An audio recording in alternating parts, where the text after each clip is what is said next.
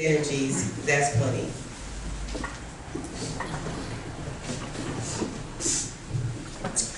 Michael Lewis, an IT specialist and lifelong resident of Chicago, Illinois, received his wings on January 6, 2022 at Advocate Sherman Hospital in Elgin, Illinois. Michael was born on March 21, 1959 to Yvonne Rogers at Cook County Hospital in Chicago, Illinois. He graduated from Finger High School in January 1977. He then enlisted in the United States Navy, where he served as an equipment IT repairman at the Navy Station in Great Lakes, Illinois, until his honorable discharge in 1978. In 1982, he met Karen Wilson. In June of 1999, they married, and this union, Veronica Michelle Lewis, was born. Michael had a passion and a love for music, politics, social justice, and equal rights for all. He was a proud, loud, and often outspoken liberal. Michael worked in the IT industry for over 40 years and truly he was talented at what he did. To have known Michael was to love Michael. He was a funny, charming, caring, and outspoken father, friend, and co-worker. He often said what he had to say, and that was it. Michael, definitely that. Michael is survived by his daughters, Veronica Michelle Lewis of Athens, Georgia, Latrice Canty of Jacksonville, Florida, Latoya Canty myself of Carpentersville, LaShawna Canty of Jacksonville, Florida, and Aunt Sam Cyber. Aunt Juanita. Aunt Juanita. Sam. What's the last name? Sam Cephas of Chicago, Illinois. 15 grandchildren. 15 grandchildren. Special companion Mary Keebler. Mary Herbert. 3 special cousins, Yvonne Davison, Demetrius Cephas, Yvette Porter. Special friends Jerome and Tasha Fuller, Tyrone Ford, Darnell Moore, and as well as his Carsons and Iowa family. Michael was preceded in death by his mother, the late Yvonne Rogers, Uncle Melvin Berry, daughter Crystal Anderson, granddaughter Monet Beckford, and his grandparents Clarence and Mabel Berry. Michael was an organ donor, and even though his passing was sudden, through his selflessness, he was able to give and prolong someone else's life. Michael saved 3 lives, giving through the gift of hope. 1 male, age 54, received his liver. 1 female, age 69, received his right kidney. And lastly, 1 male, age 70, received his left kidney. Even though he may not be here with us, he still lives through others. I just want to thank y'all. Thank everybody for showing up. Thank you all for coming. We really do appreciate it. This was a great turnout, and it just shows that, you know, Mike had a lot of people all over that really cared about him. Me and my sister, you know, we put this together. This is something we've never had to do. This was an unexpected passing. Just even that we're standing here today is still crazy that he's not here looking at pictures and talking shit about him. And we never thought that was going to be a thing. It never crossed our minds that he would pass. And the fact that we're sitting here is still unreal to me. But the fact that you all are here, everybody showed up, it really does mean a lot to us. It really, especially Veronica, you know, she really put a lot of effort into this. We really put a lot of effort into this. We want everybody to enjoy themselves, like Veronica said early. Drink, smoke, do what we know our daddy would want us to do. He didn't want us to be here crying, you know, and sad and all those things. He wanted us to celebrate his life, talk shit about him, tell stories, smoke, drink, because that's what he did. That's how he got down, and we want to get down how he got down, because that's how he wanted us to get down, to do it for him. I wanted to let everybody know, I had to respect my father's wishes, and I made sure I told Peter what was going on. I didn't no disrespect by the marijuana smoke. I don't. But my father was a marijuana smoker. Oh, yeah. And marijuana smoke. No. Okay. You know, but he was always respectful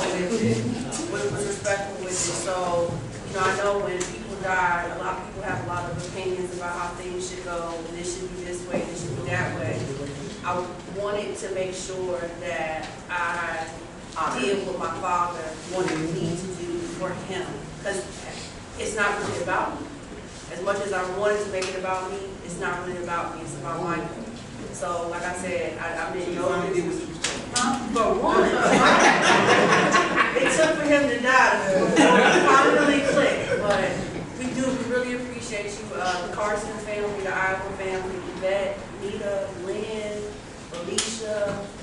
Janice. All y'all. I mean, all y'all. I just appreciate it, especially, you know, it just means a lot. It Don't means a call lot. names to leave somebody out that feels like, he left me out.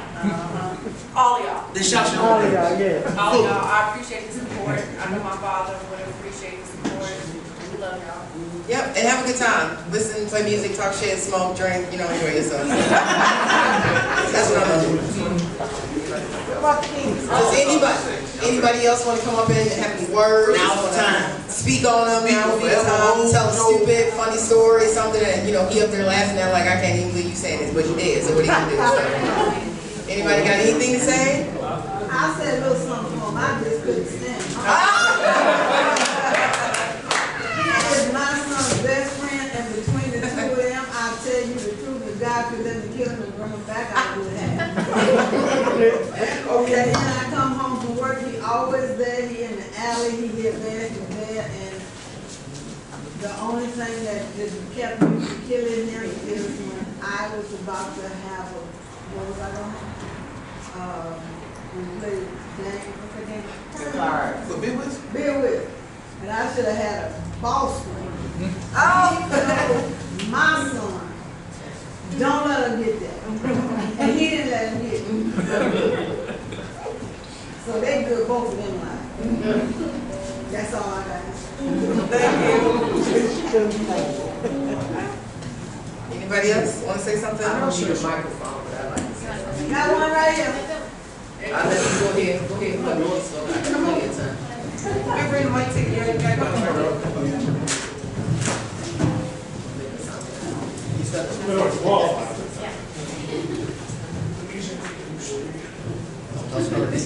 Hi, I'm part of the Carson's gang. My name's Bruce Miller and I'm a data center rep. There's the Godfather on us back there, Rich. He was our boss, became the bigger boss. That's Paul. I go so far back, I remember when Ronnie was just a baby, Mike would bring her in his car seat. And she found she had all these uncles from Carson. So I just want to share a couple quick things, I guess. I showed Ronnie earlier. I'm also a pastor too, so I guess it's fitting. So, to live in this world, you must be able to do three things. To love what is mortal, to hold it. Against your bones knowing it when your own life depends on it. And when the time comes, to let it go. To let it go. By Mary Oliver. And one other thing is, when all we get, life gives us these sucker punches when we least expect it. I find this is kind of comforting too. Sometimes in life, we lose someone we love and don't know what to do. We should just pray and celebrate. Thank you, Lord, for their lives, for their love, creativity, for their friendship, for the good days and the bad, for their happiness, for their anger. God, I know that. Mike and I go back and forth. For everything they've brought into our lives, these things we should say about each always. If we did, life wouldn't be half bad. That's from Father Michael Judge. He was from the died 9/11 over there. So I just want to say, hey, give a shout from Carson's because you guys mentioned us so many times. And like I say, you had a great dad, you got a great support system here, so you just keep on doing it. Thank you. Thank you guys. God bless you. Marty, come on. Who's your name? I'm Bruce. Bruce. All right, thank you. Thank you, Bruce from Carson's.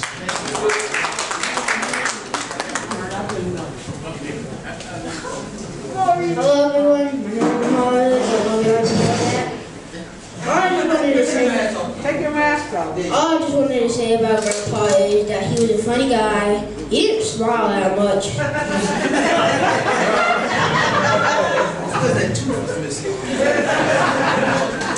And I ain't got nothing else, that's all I had.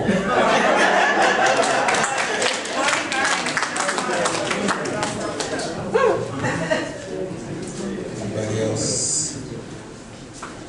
Well, I got 1989, 90, I forget, when I moved into the complex. And he held the elevator for me. We lived in 2901 top floor. So it's a coincidence, not only did he hold the elevator, we went all the way to the top, all the way to the corner. He didn't live across the hall, we catty corner, you know, boom. And then we became that, I don't know, kindred spirit. All of a sudden, we just slowly started hanging out.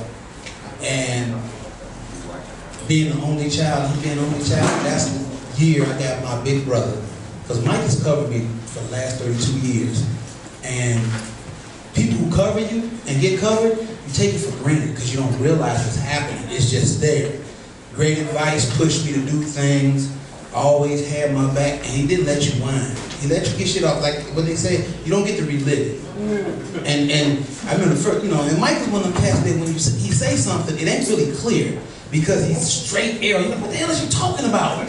Then he repeated, and you know, but then last year he retired. I mean, he left that job in Iowa, came back, and you know, if you know he loved blue and he drive that car, he come around the corner in front of your house. He didn't believe in phoning first. He did it only because he was living in Algonquin. But if he was in a neighborhood, he just dropped in. That's what my mother said. She come home, he in the alley in the way of her driveway, so she cursing about, you know, my mother just like to go off without no reason. And Mike was always the reason. And he just looked at her like, you know, and I know she was sweet to him into that Boston. I was like, so anybody who play cards, you know that's a deal breaker. Mike and I shared so much, you know. I'm a comedian and he helped me. He was like my ghostwriter. But then Mike brought politics into my life. I put it on the screen. I'm gonna share it with y'all, you know, via internet. We did a documentary on Barack Obama. He came with this idea. He wrote this whole thing. You think black people, is America ready for a first commander-in-chief? And we went around in focus groups and we did it. But we didn't release it. And then we turned around and we did the Can You Feel It song. And then after that, I created this thing called Behind Enemy Lines. And Mike was always talking about stuff as far as politics. So like right after he passed, I'm just sitting there, just going through things, and I found a video that he was like, man, I'll come to Chicago and we do this. That's like, I got you on the phone right now. Started recording. That's why I put it on there. You only see me, but then it's like, oh, is that Michael Lewis? So it's like a call-in. And he started talking, and you can hear the intellect and the heart that he felt for people and just the foolishness. Like I was saying earlier, Mike believed in God. He just didn't like the foolishness of religion. He's anybody say he's literal. You know, if you're gonna be a believer, then act like one. And that was the thing that I had a problem with, and I taught the gospel. If you're gonna be a believer, like I say, faith without work is dead, but if you're gonna believe, then you ain't got no time to be worried. But Christians tend to do both. And he was, you know, Mike was a no-nonsense kind of guy. And the last several years, I've been like, you gotta calm that down though. Because everybody meets Jesus at a different time and they react a certain way. Because the worst person to hang out with is a new Christian. Because they're like, hey, I just met Jesus. I met Jesus 10 years ago. What's his name? You know what I'm saying? But that's how it is. So, but once I explained that, and then like I said, this last 12 months, he would bring up the conversation. He was like, I read this, and I was like, So I was like, people don't realize, you know, I guess sometimes, you know, when you come off brash, you don't believe what he did. And then, you know, like I said, Mike was one of them, he didn't care. Well, I take that back. He did care, but like an only child, you express differently. Like, I don't think I've ever had an argument with him. And he was an asshole. But hold up. I had two directors and a writer write me in that script because I said, I need this, how do you see me? They said, what do you mean? You want to be in a play? I said, no, write me, Jerome, in your next script.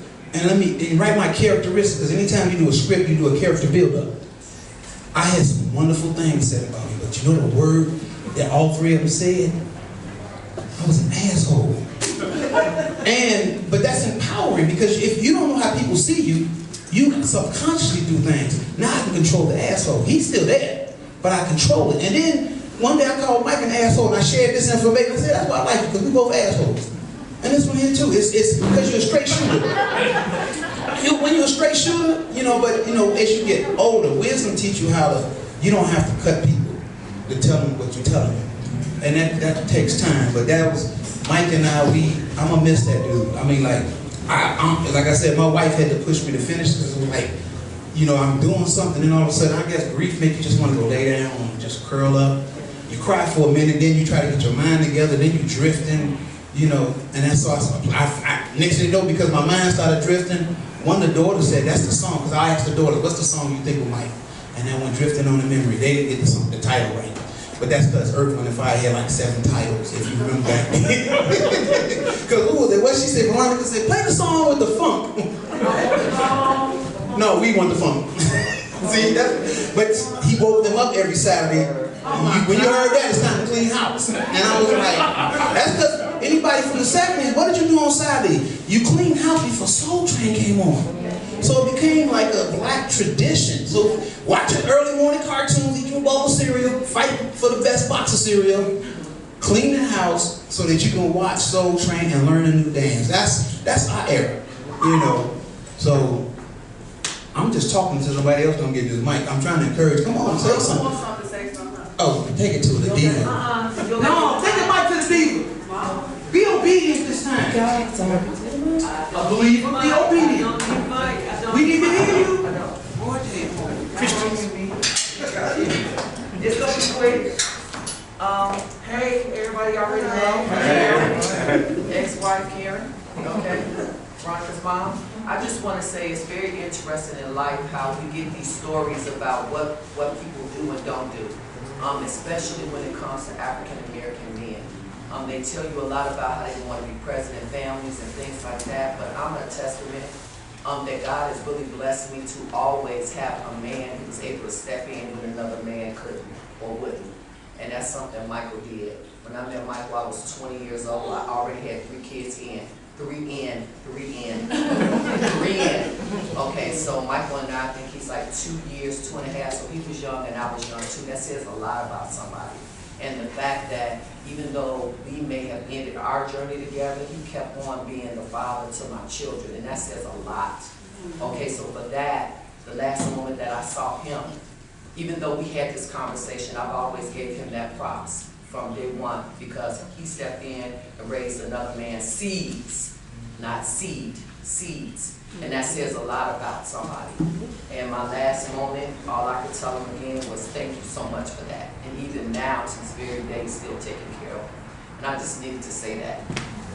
For that reason at all, he's all right. But he's something else, y'all already know.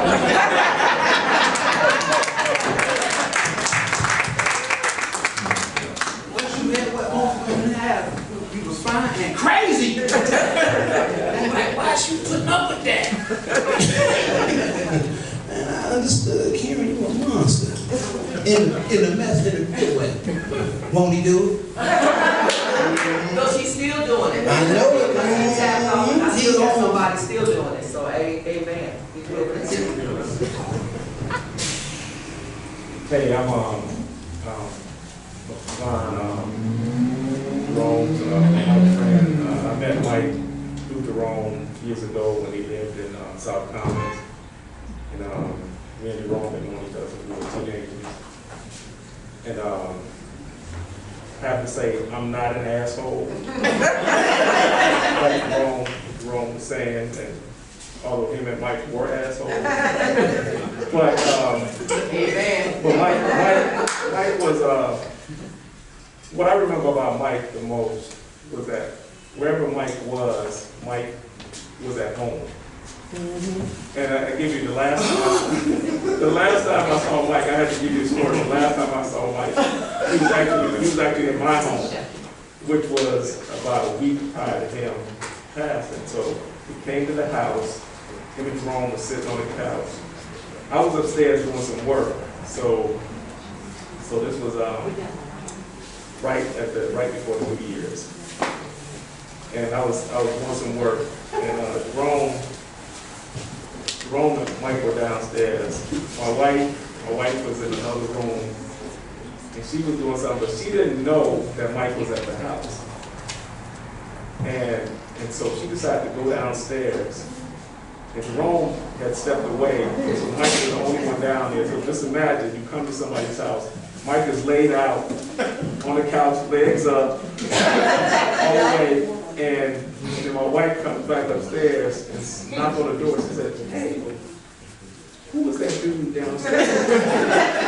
And I said, no, down there with Mike. I said, you know, I forgot to tell you that Mike was down. She's like, I never met him. She said that Mike, when she walked downstairs, mind you, she's like, it's a Sunday. She's in her robe, not dressed. She's going downstairs to get something to drink. And all Mike did was like, he looked at her and he was like, hello. And he just waved at her. And he just smiled and you know, he's like, and then when I came downstairs, I'm like, oh Mike, I forgot to tell her that, you know, I'm sorry, man. He's like, oh, it's all good. It's all good. So, you know, it was really, every time I was around Mike, it was always a pleasure. It was just, just love all the way around. And so to find out that he had passed was really, especially when I had just seen him, it was really a shock. It probably would have shocked everybody else. So I just wanted to come and pay my respects to the family. I don't know the children, but he was a really good man. Yeah, I mean, when Karen talks about the 3 kids, my oldest child is also my stepdaughter. And when I met my wife, I was like, Mike, she got a daughter, what you think? And he didn't tell me yay or nay. Basically, he gave me all the options. And next thing you know, I have a beautiful daughter I've raised for 30 years. And, because Mike actually, I don't know if y'all know, Mike took me to my first date with my wife. I was like, because how she did, she invited my mother to her birthday party and said, if you want, you can bring your son. So I'm like, I'm going. Then my mother like, I don't go to that damn party. So I got Mike. I said, Mike, come on, take me to this party, meet this chick, and my other cousin, and we went, and then before we get there, it was in the hood, over on Austin. Michael even asked, like, you'll go to Vietnam to pussy. And I'm like, what? But I could see because it was some broken glass and stuff, and we pulled up in there, and and then when him and my wife got real close, and she like, well, Michael bet. I said, hey, well, let me tell you what Mike said about you when I met you. That's the day I snitched. And she's like, I said, you said, but he was right, because I've been with my wife ever since, so. Anybody else?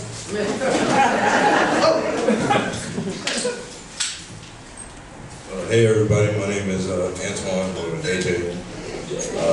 I'm one of his grandchildren. I didn't know him all that too well, met him 3 times. But what I did learn in that time of meeting him 3 times is don't take the time that you have with somebody special in your life for granted, because tomorrow's not promised to anybody. And I don't want to take up too much time. I just want to get up here and say that.